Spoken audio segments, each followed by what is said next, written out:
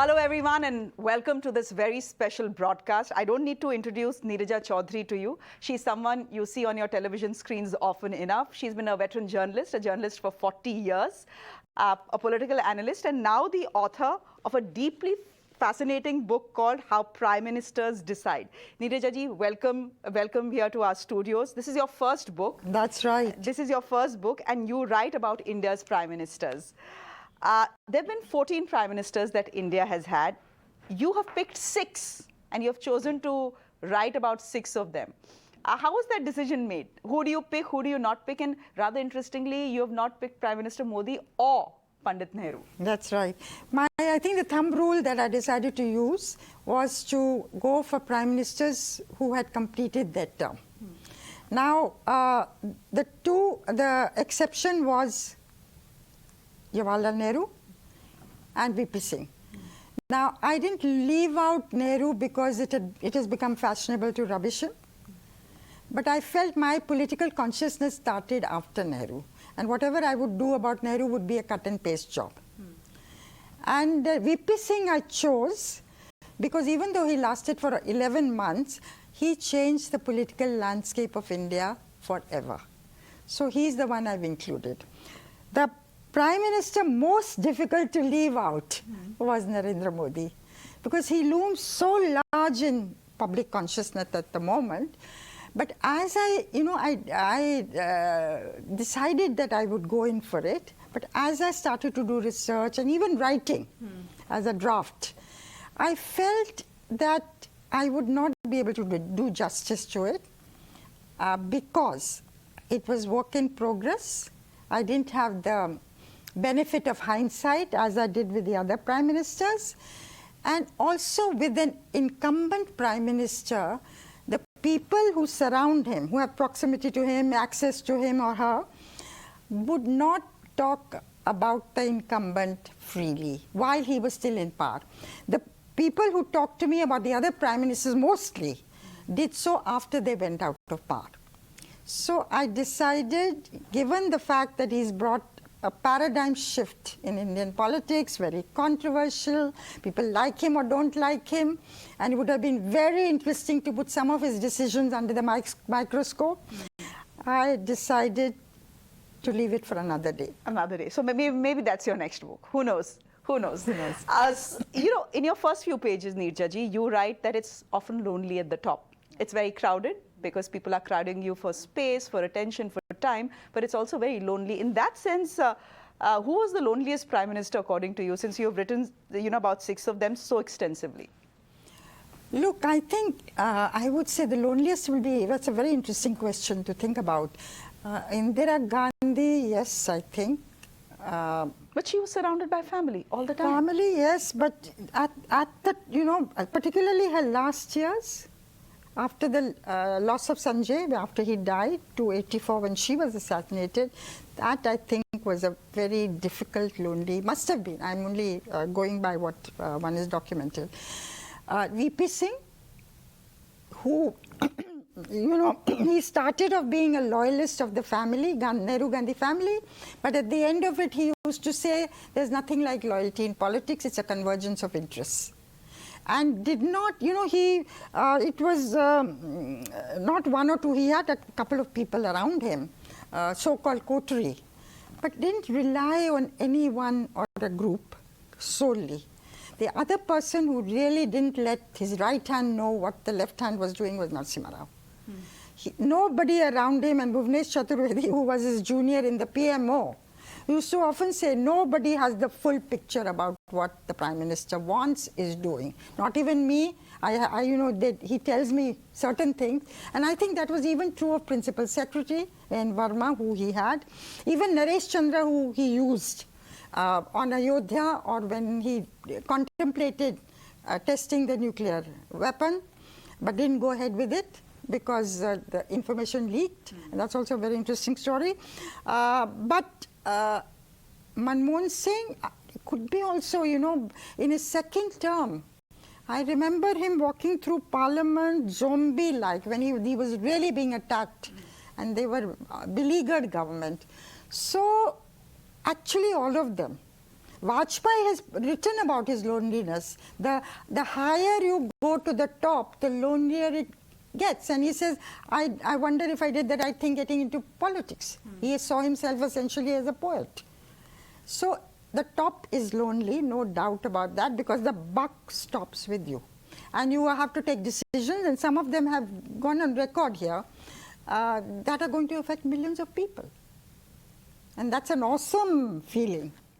You know, if we were to pick the two most charismatic prime ministers, or, you know, who the most charismatic prime minister this country has ever seen, the competition, I think, would be largely between two people, Indira Gandhi and Prime Minister Modi. That's my assessment. Oh, if you include Modi, absolutely. Yeah. But I would also say Vajpayee. Yeah, sure. So, we'll speak about Indira Gandhi because she's the first Prime Minister that you choose to speak about.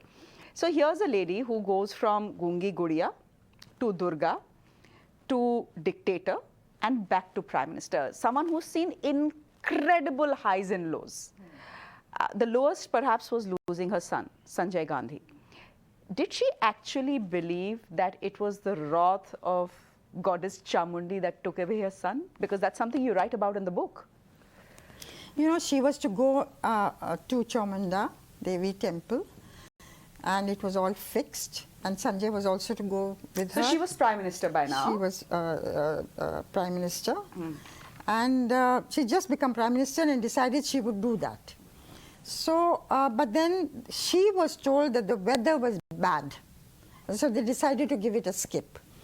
And every arrangement had been made. The Himachal Chief Minister with his entourage was there. And anyway, so they got word that she was not coming.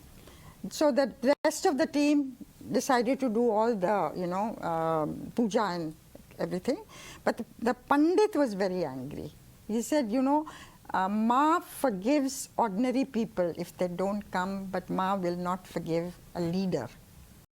Not, you know, avmana karna, I suppose insulting, close to insulting. So anyway, when they were coming back, this team, back to Delhi, they traveled 50 kilometers down the line, that they got word that Sanjay Gandhi's plane had crashed. You know, he had this small plane and he was doing acrobatics, and he died. So when the person... So the day the Prime Minister was to be at the temple, she doesn't the next show day up. this happened, and she was to show up, and the puja and all was to be held the next day. And that is the day the news came. They did the puja, they were going back to Delhi, and on the way they got the news that he had crashed. Now when there was this Mohan Mekin family, Kapil Mohan's family, who were there, and Anil Bali, who was a nephew, when they reached Delhi at 2:30 a.m., I mean, she was concerned about it. Had it anything to do with her not going to Chamunda? And this is something at the Chautha ceremony, the fourth day ceremony, she asked Anil Bali, and so somewhere, whether or not it had to do with Sanjay Gandhi did very dangerous things, you know, while flying, and he was known to be a daredevil in terms when he was up in the air. Certainly she had a superstition, feeling, you know, whatever, that it may have had something to do. Then she went back to Chamunda in December of that year, and she was just perfect in the mudras, the matha tekna, all that you do to perfection. And I've said this, which they told me, that Pandit's hand shook when he watched her do all this. And then she wept, and she just wept and wept and wept. And it was like, you know, it was like, I suppose, coming to terms with Sanjay's death. And then she went out and asked for trees to be planted and a bank to be made and so on in her son's name. And when she flew back to Delhi that evening, there was a function she went to, and she called Rajiv Gandhi to the stage and introduced him. Now, this was the second time he had been called, but people in the audience made a mental note of it. Let's talk a little bit more about Indira Gandhi.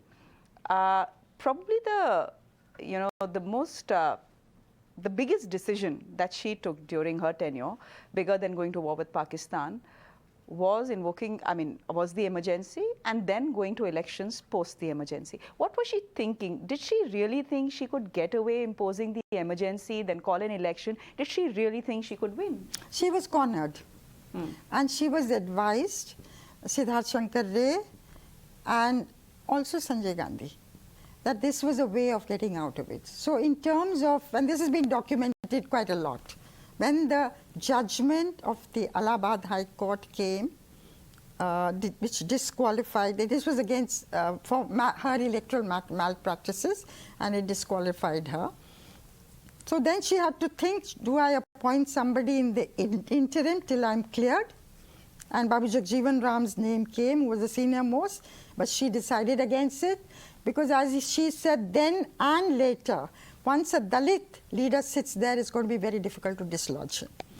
So then she had to choose her options and decided on the emergency, imprisoning all the opposition leaders, suspending fundamental rights, press censorship, all that we know what happened during the emergency. And Sanjay Gandhi emerged as an extra constitutional authority in the country, taking decisions.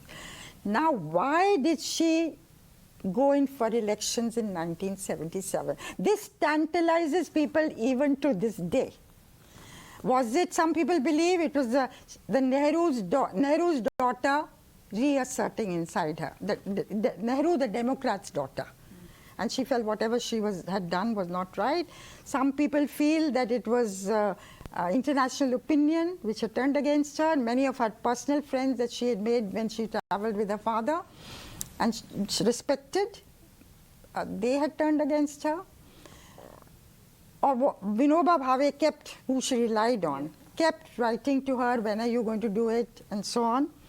But and others believe that Sanjay was getting out of control, that he was taking decisions in her name which were embarrassing, and there was possibly a plan that the system could be changed, talking about the presidential kind of system. Yes. So whether, that's the reason why she did it.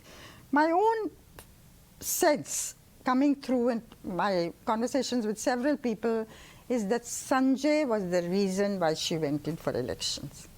She wanted to legitimize his role through an election.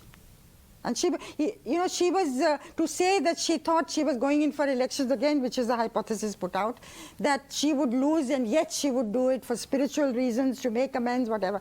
I personally don't buy that. She was too much of a politician, a hard-nosed politician, to go in for something like that. So she really thought she would come back at that particular moment, and she was grooming her son, but she wanted to rein him in a little bit. And then when she came back to power, Sanjay wanted to become the Chief Minister of Uttar Pradesh. She prevented that. She said, no, I want him here. And though I haven't said this in the book, the talk at that time was that in 1982, when the presidential election came, she might become the president and hand over the reins of the country to Sanjay. Now that was not to be. 1980, Sanjay went. And somebody else became president. And we know who became Prime Minister. It was her son, Rajiv Gandhi. Yeah, that is after her death. That is after her death. You call the chapter on Rajiv Gandhi the secular Prime Minister who undermined secularism. So here's a forward-looking Prime Minister. Here's a young Prime Minister. He was only 40. He's liberal. He's forward-looking. He's well-liked. He's a Prime Minister who has an unprecedented mandate. 414 seats? Yeah. What goes wrong for the guy to come down to 197? Was it just Shah Banu?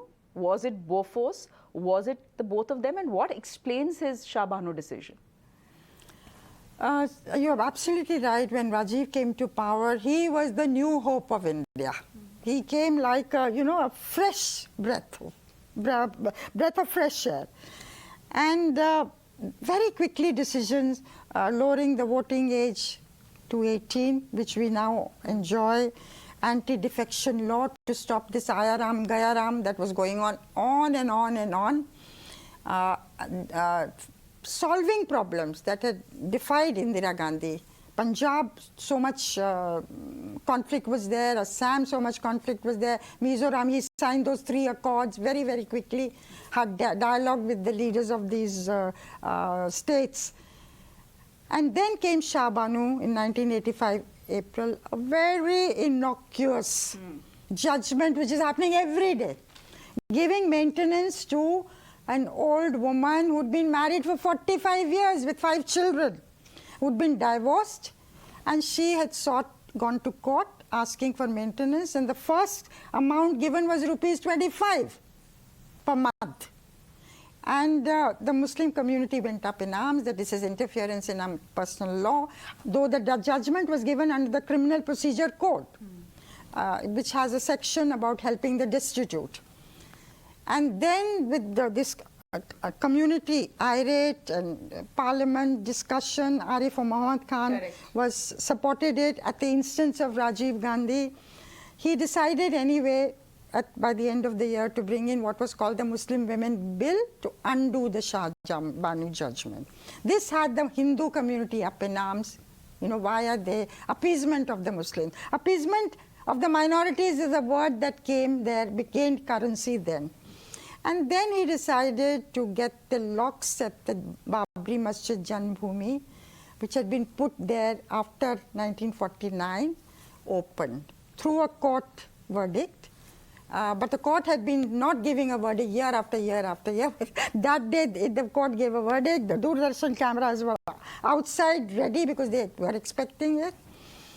And it led to conflict, and it satisfied neither the Hindus nor the Muslims. So Rajiv Gandhi, sincere, well-meaning, forward-looking, set up 6 technology missions, fell between these 2 stools of caste and community, and did not, maybe because of his Western-oriented upbringing and education, didn't understand the hold caste and community and religion had in the psyche of India.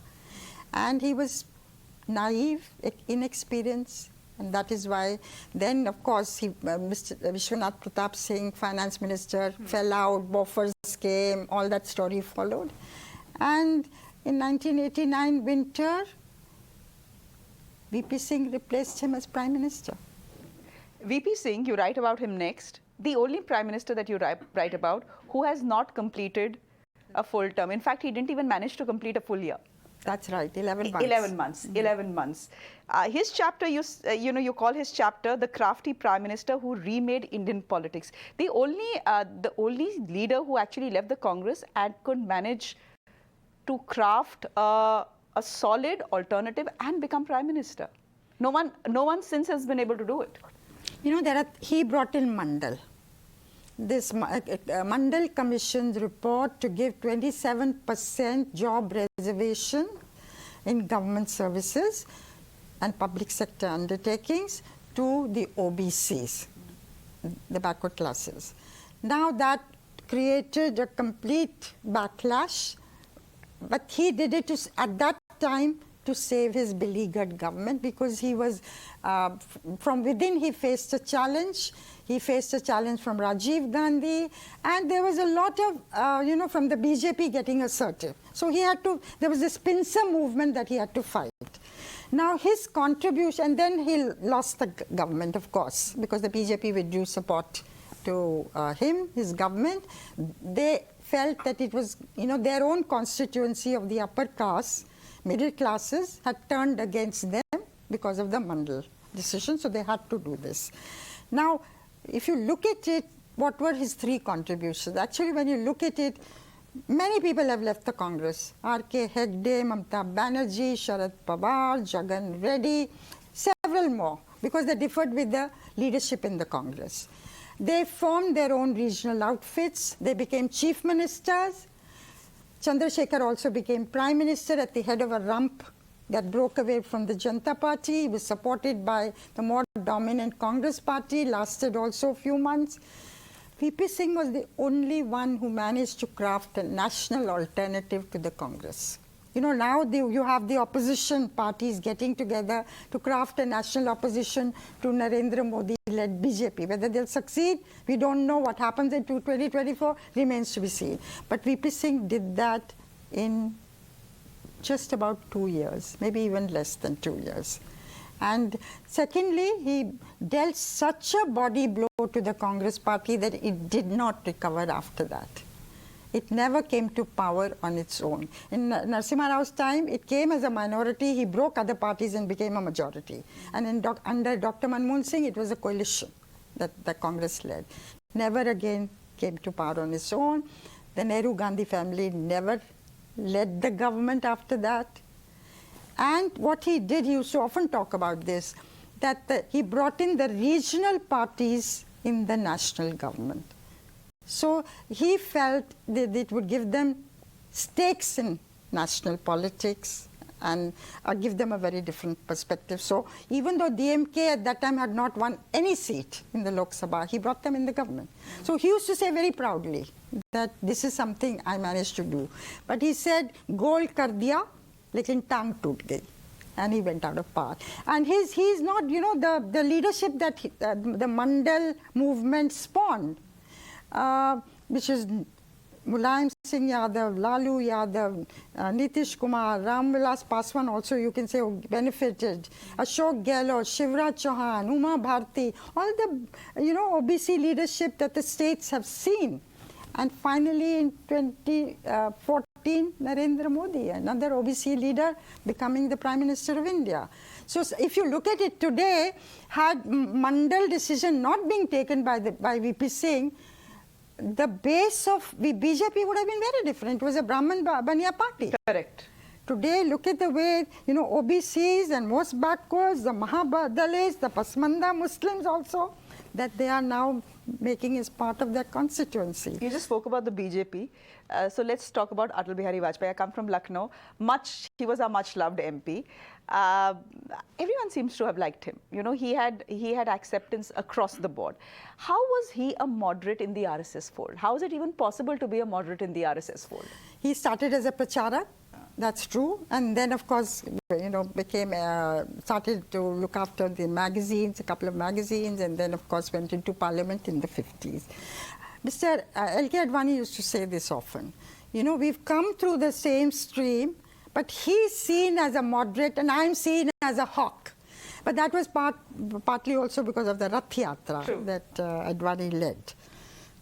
But Vajpayee, you know, Nehru liked Vajpayee's oratory and had sent word to foreign missions, Indian missions abroad, to encourage, you know, when he goes abroad, to let people meet him. Nehru was fond of him.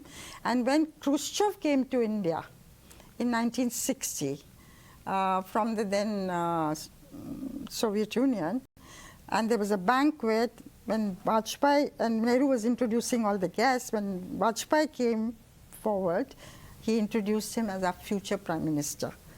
So Vajpayee's parliamentary skills, oratory skills, were something that helped him. And then across-board relationships with other party people, that gave him a certain image. You know, a very interesting story, I must tell you this. You know, Vajpayee got cancer.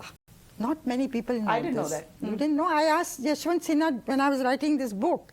I said, did you know that he had cancer? He said, no, I don't know. I don't know this even till today.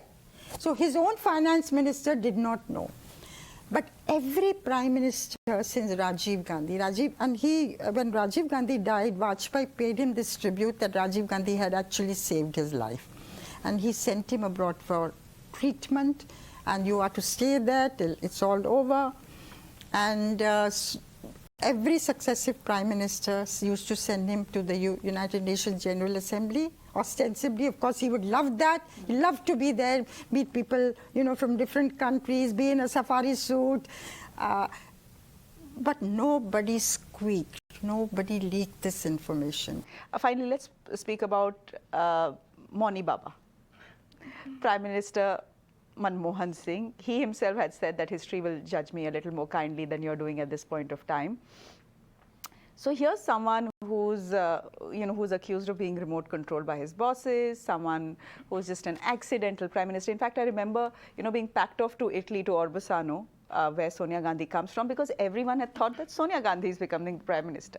And then 48 hours later, we were told, oh, stop doing what you're doing because it's now Manmohan Singh who's becoming prime minister. So yes, an accidental prime minister, but he does manage to show that he had political instinct, at least on one occasion. Yes, absolutely right. That's the nitty-gritty, yeah. Yes. Of course, that's a very interesting story why Sonia Gandhi turned down prime ministership. It was Rahul Gandhi who said, my dadi died, she was assassinated, my father died, and in 6 months' time you are going to die. And he threatened to do something drastic unless she declined, and she did. As I say, the mother in her overpowered the politician. So while she was all set to take over and you were sent to Italy to find out more about the origin. I didn't know what was happening back here, but I had a good time, yeah. So then Dr. Manmohan Singh was installed, but from the beginning it was, said or divided between them that she would look after the political and he would look after the governance administrative part, though how that distinction can be made very difficult for a prime minister. But when it came to the Indo-US nuclear deal, Dr. Manmohan Singh showed a resilience, a determination, a killer instinct. For, again, close to 3 years, really. It took a long time. It had to navigate many difficulties in the US, here.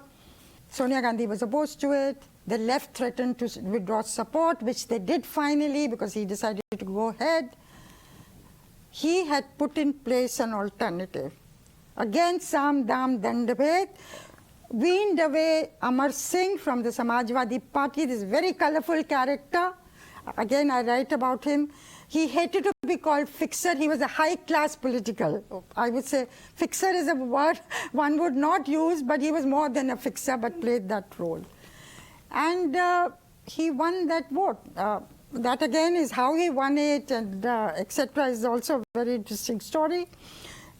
But he just went through it, come what may. He even threatened to resign at one time. And I think what helped is the chemistry he had with US President George Bush. US saw India as a counterfoil to China. They had their own consideration, but also at work was this personal chemistry. And people, experts who know what happened and observed the scene very closely, felt that no other two people could have made it work. So Manmohan Singh, yes, and as I say, that it is because of China that the US went in for wooing India. It is India wanting a strategic relationship with the US, and that has now gone apace. We've seen what Mr. Modi's recent visit to the US, all that happened. But somewhere there was also a feeling in Dr. Manmohan Singh, it was like saying, I am going to be my own man. This is the one occasion where he was his own man. What's fascinating stories you tell in the book, and we've not been able to capture even 1/10 of what is in the book. So I'd urge all our viewers to read the book. It's called How Prime Ministers Decide. It's been written by Neerja Chowdhury. Neerja ji, thank you so much for your time here. Thank you so much for speaking to us. Thank you.